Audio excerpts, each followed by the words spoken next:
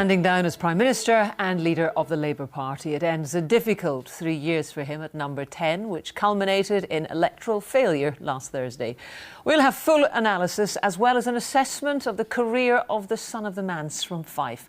But first, let's go straight to Downing Street and our political correspondent, David Porter. David, drama upon drama. Indeed, Jackie, drama upon drama. What we have seen in Downing Street this evening is political theatre and political history in the making. And it is, in effect, an audacious attempt by Gordon Brown to keep the Labour Party in power, even though it lost the election last week.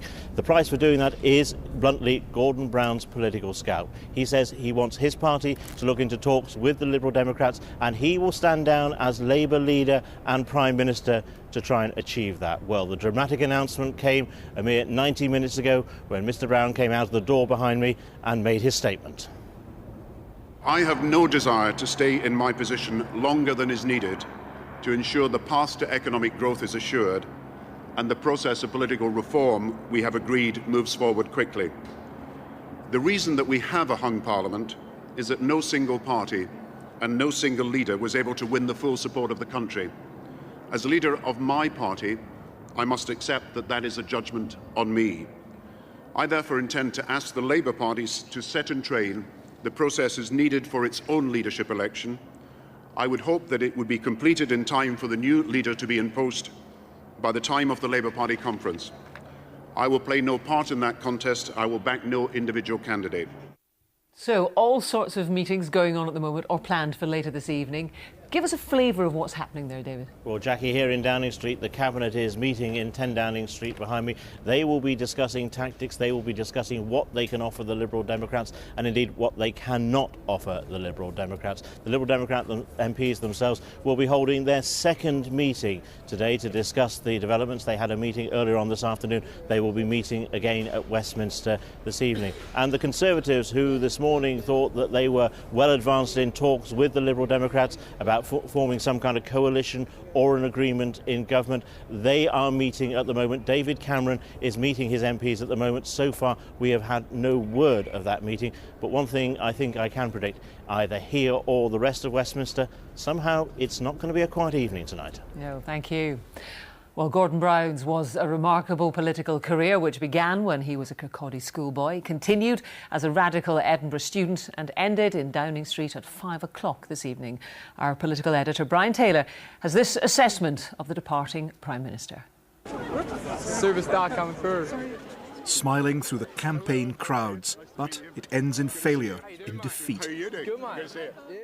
Is this your image of Gordon Brown, head in hands, confronted with his offstage insult by a Rochdale granny? It's very nice to see you. Yes.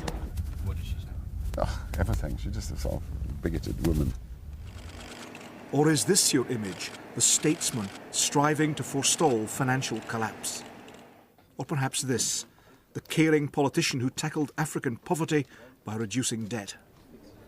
He can be dour, he can be stubborn, and of course he didn't suffer fools gladly, but he straddles the global world. This is a man of towering political significance, a man of enormous stature, a man who gave of his all every time to his country and to his politics. A son of the manse, Gordon Brown was brought up in Kirkcaldy. Politics infused him from an early age. Fast-tracked to Edinburgh University, he became student rector, a tyro politician. But alongside triumph, tragedy. A rugby accident left him blind in one eye.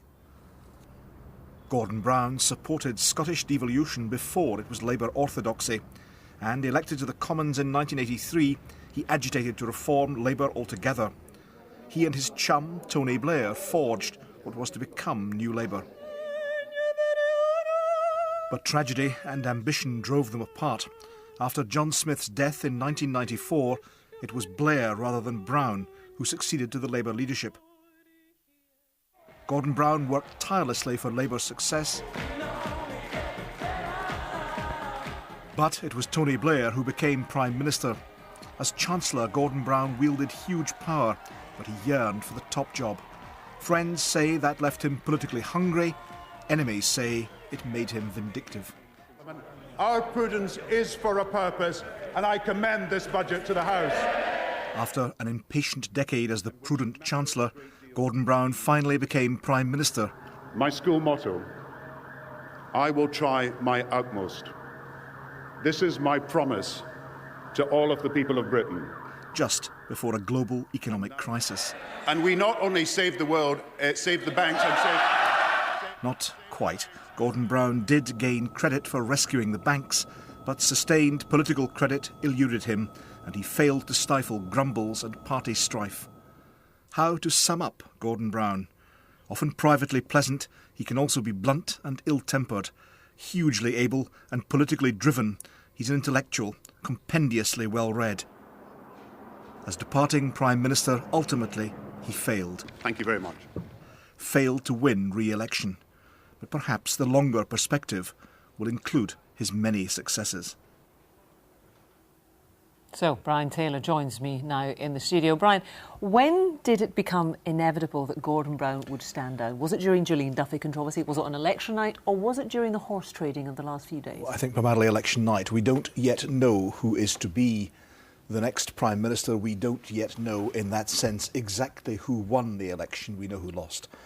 Gordon Brown, as he said himself, regarded the election as a rejection of himself, in that the Labour Party he led palpably went down in popular support and fell behind the Conservative Party. So where does this leave the negotiations on at the moment to try to form a new government? There are two interpretations to place upon this. The Liberal Democrats, I'm sure, are genuine in saying that they are seeking the alternative option of a discussion with Labour. But equally, that alternative route of a discussion with Labour is a very convenient means of placing pressure upon the Conservative Party because, you know, Gordon Brown's departure removes one obstacle. Nick Clegg had said during the campaign he would find it very hard to work with Gordon Brown in the circumstances of that individual being defeated. But one man going doesn't change the political arithmetic of the House of Commons. And Labour plus Liberal Democrats does not a stable coalition make. Together they don't have a majority. So I think part of this is about putting substantial pressure upon the Conservatives to give further concessions to the Liberal Democrats. They are saying effectively to David Cameron, it might not be you. But talking of that arithmetic, tonight I understand the SNP say they want a role. They are saying that they have said for days that a progressive alliance is possible and they would be willing to be part of that. They are not involved in talks at this stage, and indeed they might not be involved in talks. One scenario being sketched to me is that if it can happen, Labour and the Liberal Democrats get together. It's not in itself a stable majority, but they would then perhaps defy the others to bring them down, including the SNP, reminding them that in 1979 they brought down a Labour government with rather damaging consequences for the SNP. There is a tremendous amount of realpolitik and power play going on. All to play for. Brian, thank you very much. Well, later in the programme, we will be live in Kirkcaldy to hear what Gordon Brown's constituents think about his decision to stand down as leader.